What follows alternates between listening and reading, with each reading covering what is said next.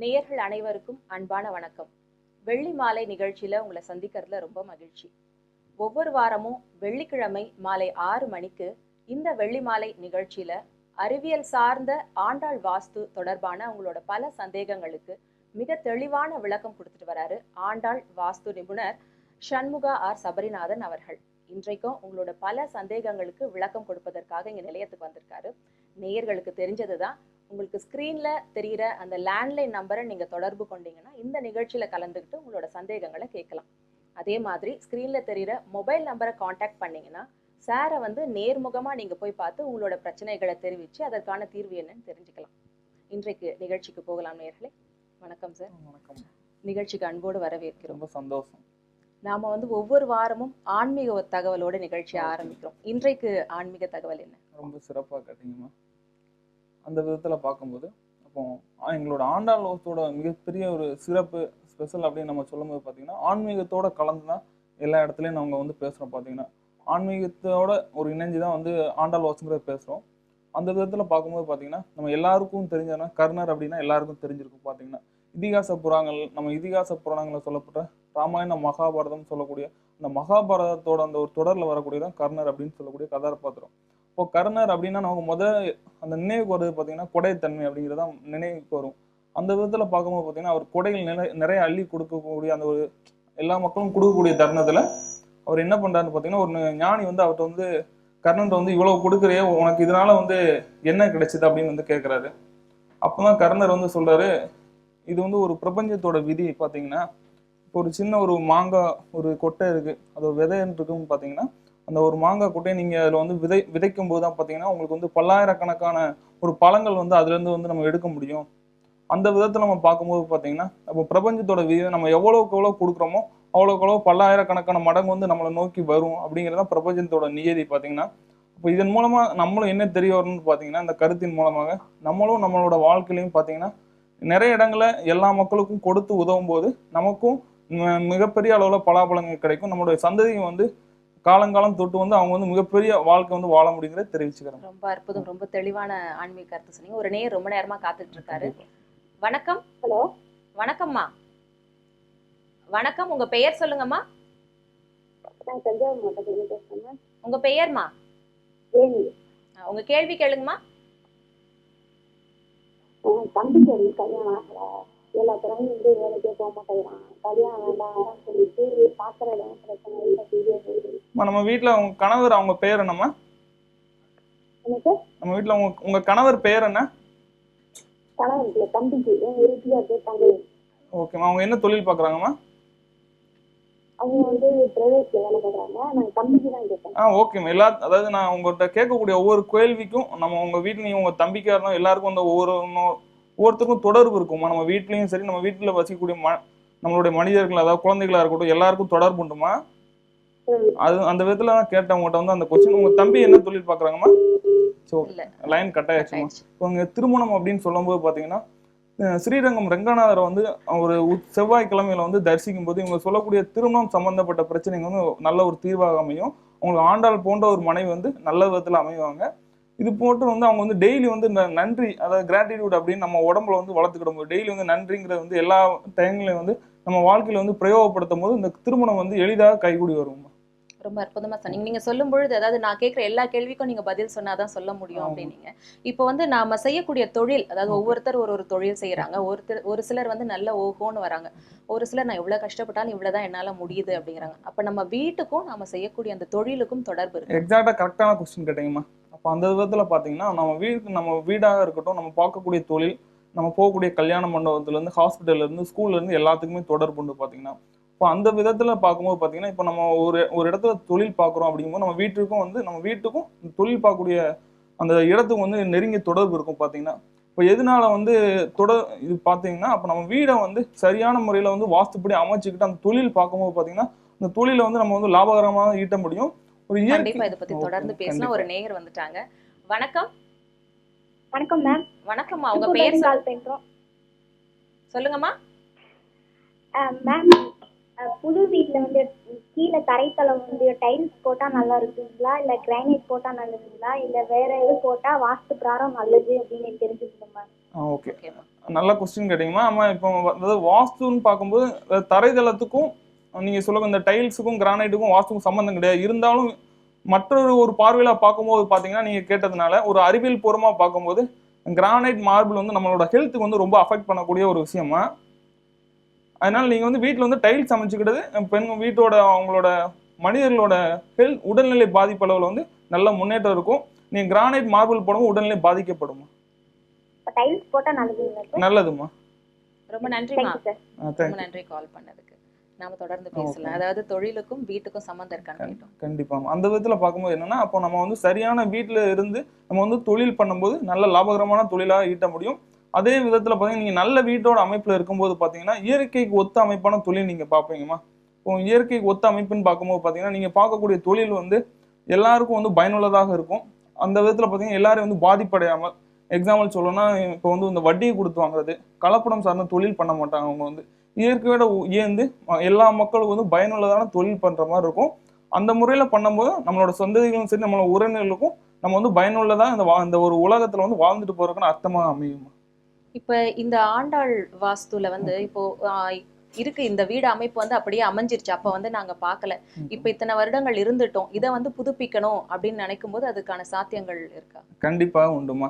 அப்போ உண்டுங்கும் போது இந்த இடத்துல நாங்க வந்து மெயினா சொல்லக்கூடிய பார்த்தீங்கன்னா, இப்போ வீடு வந்து தவறா இருக்கு அப்படிங்கிற பட்சத்துல வாஸ்துனாலே வந்து மக்களுக்கு வந்து இந்த பரிகாரம் சார்ந்தது, இயந்திரம் வைக்கிறது, தகடு வைக்கிறது, தாயத்து, வாஸ்து மீன், வாஸ்து பகவான் சொல்லிட்டு ஒரு எப்படி சொல்றது, இது வந்து ஒரு காசு பறிக்கக்கூடிய ஒரு தொழிலா கொண்டு வந்துட்டாங்க பாத்தீங்கன்னா. இப்போ இந்த இடத்துல கிருஷ்ண பரமாத்மா வந்து ஒரு அழகான வேர் சொல்லுவாரு, நாசுதோ வித்யதோ பாவை அப்படின்னு சொல்லிட்டு, இல்லாத இருப்பதாக மாற்ற முடியாது. வீட்டுல வந்து ஒரு பகுதியில் வந்து தவறான அமைப்பு இருக்குன்னா, இப்போ அந்த தவறான அமைப்பை வந்து நம்ம சரி பண்ணணும்னா பாத்தீங்கன்னா, அந்த ஒரு இடத்துல வந்து இப்போ ஒரு கட் அமைப்பு இருக்கு, வீட்டுல வந்து கட் பண்ணி அந்த வீடு கட்டியிருக்காங்க, போர்ட்டிகோ போட்டுன்னா தவறுனா அது தவறு தான். அந்த விதத்துல பார்க்கும்போது அந்த கட்டை வந்து நம்ம சரி பண்ணும்போது தான் அதற்கு உண்டான பலன்கள் நமக்கு கிடைக்கும். அப்போ அது எப்படி சரி பண்ணலாம்னு பார்த்தீங்கன்னா, நம்ம வீட்டில் ஒரு பகுதியில் தவறான ஒரு அமைப்பு இருக்கு. இப்போ வடகிழக்கு பகுதியில் வந்து தவறான அமைப்பு இருக்குங்கிற பட்சத்தில் அதற்கு ஒத்த அமைப்பு உள்ள கோயில்கள்னு அவங்களுக்கு வந்து நாங்கள் வந்து எங்களோட ரிசர்ச் மூலமா நாங்கள் வந்து தேர்ந்தெடுத்து வச்சிருப்போம். அந்த கோயிலுக்கு அவங்க போயிட்டு வர சொல்லிட்டு அதன் மூலமா அவங்களுக்கு வந்து தீர்வு எட்டப்படுறதுக்கு இல்லை சாத்தியமானதும் உண்டு. இதன் மூலமா நாங்கள் நிறைய மக்களுக்கு சொல்லி மிகப்பெரிய நற்பலன்கள் அடைஞ்சிருக்காங்கம்மா. இல்ல இதுல ஒண்ணும் பயம்லாம் இல்லையா? எல்லா இடத்தையும் மாத்த சொல்லுவாங்க, இதெல்லாம் மாத்தணும்னு ரொம்ப ஃபர்ஸ்ட் ஏன்னா அதுதான் நம்ம முதல்ல என்ன சொல்றது, நம்ம ஃபர்ஸ்ட் அவங்களுக்கு நான் கோயில் தான் ஃபர்ஸ்ட் ப்ரையாரிட்டியாக கொடுக்குறோம். பார்த்தீங்கன்னா அவங்க போயிட்டு வந்தாதான் இந்த இடத்துல என்ன ஆகும்னா, ஒரு நமக்கு ஒத்த கோயிலுக்கு போகும்போது நமக்கு என்ன மாற்றம் அப்படிங்கிற ஒன்று நிறைவேறுமா. பார்த்தீங்கன்னா இப்போ உலகத்துல வந்து மாற்ற முடியாத எதுவும் கிடையாது. இப்போ எளிதாக நம்மளால வந்து எளிதாக மாற்ற முடியும். அந்த விதத்துல மாற்றி போகும்போது நமக்கு வந்து நம்ம இருக்கக்கூடிய லைஃப்ல இருந்து இன்னும் பெட்டரான லைஃப் கண்டிப்பா பயணம் பண்ண முடியும். கண்டிப்பா. இப்ப வீடு வந்து இருக்கிற வீடை வந்து எப்படி ஆண்டாள் வாஸ்து முறையில மாத்தலாம் அப்படின்னு சொன்னீங்க. நம்ம புதுசா வாங்க போறோம் ஒரு வீடோ இல்ல மனையோ அப்படின்னா இந்த ஆண்டாள் வாஸ்துல என்னென்னலாம் நம்ம கவனத்துல வச்சுக்கலாம்? நல்ல கொஸ்டின் கேட்டீங்க. அப்போ நம்ம முதல்லயே வந்து நம்ம இதுக்கு ஃபர்ஸ்டே வாங்கணும். அதாவது இப்போ வந்து ஒரு தவறான வீடு அமைப்பு அமைஞ்சிருச்சு, அதை தவிர்க்கணும். பார்த்தீங்கன்னா முதல்ல நம்ம இப்போ ஆண்டாள் சரி வந்து வீடு பார்க்கணும் அப்படின்னு சொல்லும்போது பார்த்தீங்கன்னா, அந்த இடத்த வந்து ஃபர்ஸ்ட் நல்லா வந்து தரவா செக் பண்ணணும். செக் பண்ணணும்னா பார்த்தீங்கன்னா, இப்போ நம்ம பார்க்கக்கூடிய அந்த இடமான காலிமனை பார்த்தீங்கன்னா, இந்த தெருக்கூத்து தெருப்பார்வை சார்ந்தது, இயற்கையான முறையில் நம்ம இயற்கை அதாவது நம்ம இடத்துக்கு வந்து இயற்கையாக தெற்கும் மேற்கு பகுதியில் வந்து மலைப்பகுதி சார்ந்ததாகவும், கோயில் கோபுரங்கள் சார்ந்ததாக, வடகிழக்கு பகுதியில் பள்ளம் போன்ற அமைப்பில் இருக்கிறது வந்து நல்ல தீர்வாக இருக்கும். அடுத்ததாக பார்க்கும்போது பார்த்தீங்கன்னா, நம்ம வீட்டுக்கு வந்து ஒரு எக்ஸாம்பிள் நம்ம சொல்றோம்னு பார்த்தீங்கன்னா, இப்போ அந்த படிக்கட்டு முறை தெருக்கூத்து தெருப்பாவை வந்து கவனத்தில் எடுத்துக்கிட்டு நல்ல பலன்களை ஏற்படுத்துமா. கண்டிப்பா. இப்ப அதே மாதிரி புதுமனை புகுறோம் அப்படின்னும் பொழுதுலாம் சில பூஜைகள்லாம் செய்துட்டு போறோம் இல்லையா? அது வந்து இதற்கு ஒரு தீர்வா அமையுமா? ஏதாவது குறைபாடுகள் இருக்கு, வீடோட கன்ஸ்ட்ரக்ஷன்ல எதுவும் குறைபாடுகள் இருக்குன்னா நம்ம செய்யக்கூடிய பூஜைகள்லாம் தீர்வா அமையுமா? அதாவது நாங்க வந்து எளிதாக சொல்லக்கூடிய இந்த இடத்துல பூஜை அப்படிங்கிறதுக்கு வந்து நாங்க ரொம்ப வந்து இந்த இடத்துல பேச மாட்டோம். பார்த்தீங்கன்னா இப்போ வாஸ்துன்னு சொல்லும்போது பார்த்தீங்கன்னா, நீங்க வந்து ஒரு ஒழுக்கத்துக்குரியதாக எல்லா மக்களுக்கும் எல்லா டயத்துலையும் ஒரு நல்வழியில வந்து செயல்படும் போது பார்த்தீங்கன்னா, எல்லா நாட்களும் நல்ல நாட்கள் அமையும். இது வந்து அவங்களோட நம்பிக்கைக்கு சார்ந்தா நாங்க வந்து விட்டுருவோம். கண்டிப்பா. இப்ப வாரம் வந்து ஆலயங்கள் பத்தின குறிப்பு சொல்றீங்க. இந்த வாரம் என்ன ஆலயம் பத்தி சொல்ல போறீங்க? இப்போ ஆலயம் இந்த இடத்துல சொல்றேன்னு பார்த்தீங்கன்னா, இன்னைக்கு வந்து ஒரு அதி அற்புதமான கோயில்னு சொல்லணும்னா, இந்து மதத்துல வந்து பெருமாளுக்கே ஒரு தனி சிறப்பாக வைணவத்தில் 108 திவ்ய தேசத்துல சொல்லும் போது பார்த்தீங்கன்னா, ஆழ்வார் திருநெறி அப்படின்னு சொல்லிட்டு அங்க ஒரு நம்மாழ்வார் அப்படின்னு சிறப்பும் பார்த்தீங்கன்னா, அப்போ 12 ஆழ்வார்கள்னு சொல்லலாம். அப்போ 12 ஆழ்வார்கள்னு சொல்லும்போது இடைப்பட்ட காலத்துல வந்தவர் நம்மாழ்வார் அப்படின்னு சொல்லிட்டு, நம்மாழ்வாருக்குன்னு அப்படின்னு பார்த்தீங்கன்னா தனிப்பட்ட வாசகம்னு ஒரு சிறப்பு வாய்ந்த வாசகம் உண்டுன்னு பார்த்தீங்கன்னா, செத்ததன் வீட்டில் சிறிது பிறந்தால் எத்தை தன்று எங்கே பிறக்கும் அப்படிங்கிற மாதிரி, எத்தை தன்று எங்கே கிடக்கும் அப்படிங்கிறத அதோட ஒரு ஒரு உட்கருத்துன்னு இந்த இடத்துல பார்க்கலாம். இப்போ இதோட உட்கருத்து நம்ம பார்க்கும்போது பார்த்தீங்கன்னா, அப்போ எல்லா உயிரினங்களும் பிறக்கு, எல்லா மனிதர்களும் இருக்கும்போது பார்த்தீங்கன்னா, அவங்க செய்யக்கூடிய அந்த நல்ல பலன்கள் சிலருக்கு அவங்களோட செயல்பாடை பொறுத்து தான் அமையும்னு சொல்லும்போது பார்த்தீங்கன்னா, அப்போ அவங்க செய்யக்கூடிய அந்த நல்ல பலன்களும் தீய பலன்களும் எங்க போகும் அப்படின்னு கேட்கிறாரு. அப்போ அந்தோட உட்கருத்துன்னு பார்க்கும்போது அவங்க செய்யக்கூடிய நல்பலன்களும் தீய பலன்களும் அவங்களோட சந்ததியினரா வரக்கூடிய அவங்களுடைய பேரன்களுக்கும் அவங்களோட பையன்களுக்கும் தான் போய் சேரும் பார்த்தீங்கன்னா, அப்போ இதன் மூலமா என்ன சொல்ல வருதுன்னு பார்த்தீங்கன்னா, இந்த ஒரு உட்கருத்தை வந்து நமக்கு வந்து ஆழமா பதிய வைக்கும்போது பார்த்தீங்கன்னா நம்மளோட வாழ்க்கையில வந்து சிறப்பாக வாழ முடியும். அதனால பார்த்தீங்கன்னா இந்துவா வாழக்கூடிய ஒவ்வொரு மனிதர் வந்து கண்டிப்பாக திருநெல்வேலி மாவட்டத்தில் ஆழ்வார் திருநேரி அப்படின்னு சொல்லக்கூடிய ஆதிநாத பெருமாள் நம்மாழ்வாருக்கே உரித்தான கோயில். அந்த கோயிலுக்கு போயிட்டு வரும்போது மிகப்பெரிய அளவில் அவங்க வாழ்க்கையில மாற்றம் ஏற்படும். ரொம்ப அற்புதமா சொன்னீங்க. இப்ப நீங்க சொல்லும் பொழுது அதாவது பூஜைலாம் தேவையில்லை அப்படிங்கிற மாதிரி சொன்னீங்க ஆண்டாள் வாஸ்து. இப்ப மக்களுக்கு வந்து இந்த விஷயம் தெரியணும், ஆண்டாள் வாஸ்துனா அதோட ஸ்பெஷாலிட்டி இதுதான் அப்படிங்கிறது போய் ரீச் ஆகணும். இல்ல மக்கள் கிட்ட இந்த சம்பந்தமான ஒரு விழிப்புணர்வு இல்லை அப்படிங்கிற மாதிரி நீங்க எதை சொல்றீங்க? இப்போ மக்கள்கிட்ட விழிப்புணர்வு கிடையாது அப்படின்னு சொல்லும்போது பாத்தீங்கன்னா, இந்த இடத்துல ஒரு தனிப்பட்ட இது பேசலாம். ஒரு நேயர் வந்துட்டாங்க, பேசிட்டு பேசலாம். ஹலோ, வணக்கம். வணக்கம் வணக்கம், நிகழ்ச்சியில வந்துட்டீங்க, உங்க பெயர் சொல்லுங்க. வணக்கம்,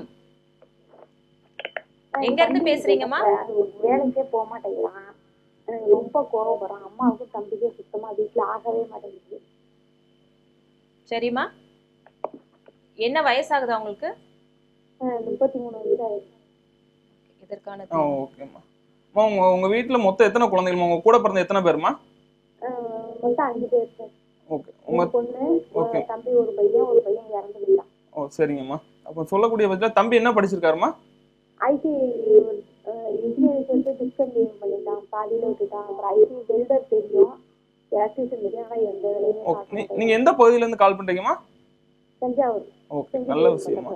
அந்த விதத்துல பார்க்கும்போது பார்த்தீங்கன்னா நம்ம வீட்டை வந்து கிழக்கு பகுதியும் தெற்கு மேற்கும் சந்திக்கக்கூடிய பகுதி தான் பிரச்சனைக்குரிய பகுதியா இருக்கும். நம்ம வீட்டோட கிழக்கு பகுதியில என்ன அமைப்பு இருக்குமா? கிழக்கு வந்து ஜன்னல் இருக்கு, வடகிழக்கு மூலையில மாடிப்படி இருக்கு சார். அந்த வடகிழக்கு பகுதியும் வந்து ஒரு பிரச்சனைக்குரிய பகுதிமா. கிழக்கு பகுதியில அந்த படிக்கட்டை வந்து சரி பண்ணும்போது நல்ல மாற்றம் ஏற்படும். இங்க தஞ்சாவூர்ல இருக்கக்கூடிய புன்னைநல்லூர் மாரியம்மன் வந்து அற்புதமான கோயில்மா. நீங்க வெள்ளிக்கிழமை அந்த புன்னைநல்லூர் மாரியம்மன் வந்து தரிசிச்சு அப்படியே தொடர்ந்து தரிசிச்சுட்டு வாங்க, நல்ல மாற்றம் ஏற்படுமா. ஓகேங்களா? வேற ஏதோ சந்தேகம் இருக்குங்களா? ரொம்ப நன்றிமா கால் பண்ணதுக்கு. நாம பேசிட்டு இருந்தோம், அதாவது இதோட சிறப்பு அம்சங்கள் ஆண்டாள் வாஸ்து. ஆண்டாள் வாஸ்துவோட அந்த இடத்துல அவேர்னஸ் நம்ம சொல்லணும்னா, இப்போ எளிய 6 விதிகள்லாம் வந்து மக்கள்கிட்ட வந்து புரியுற மாதிரி நாங்க அவங்ககிட்ட வந்து கொண்டு போறது பாத்தீங்கன்னா ரொம்ப காம்ப்ளிகேட் பண்ற மாதிரிலாம் இருக்கு. சிம்பிளா ஒரு 6 ரூலை ஃபாலோ பண்ணுங்க.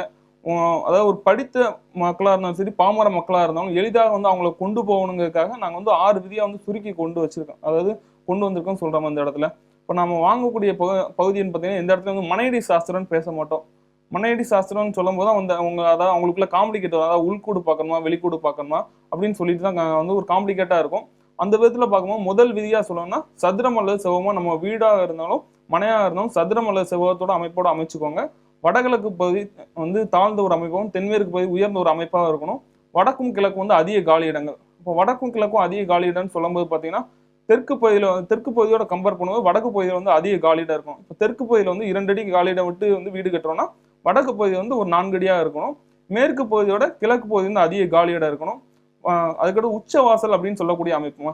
உச்ச வாசல் அப்படின்னு சொல்றோம்னா இந்த இடத்துல வந்து கால்குலேட் பண்ணணுங்கிற அவசியம் இல்லை. உச்ச வாசல் அப்படின்னு பேசுறோம்னா இப்போ கிழக்கு பகுதியை பார்த்து நம்ம வாசல் வைக்கிறோம்னா வடக்கு சூறை சார்ந்ததாகவும், வடக்கு பகுதியில் வாசல் இருக்கிற மாதிரி அமைக்கிறோம்னா கிழக்கு பகுதியை சார்ந்ததாகவும், மேற்கு பகுதியில் வாசல்னா வடக்கு சார்ந்ததாகவும், தெற்கு பகுதியில் வாசல் அப்படிங்கும்போது கிழக்கு சார்ந்தவங்க இருக்கிற வந்து நல்ல பலன்களை கொடுக்குமா.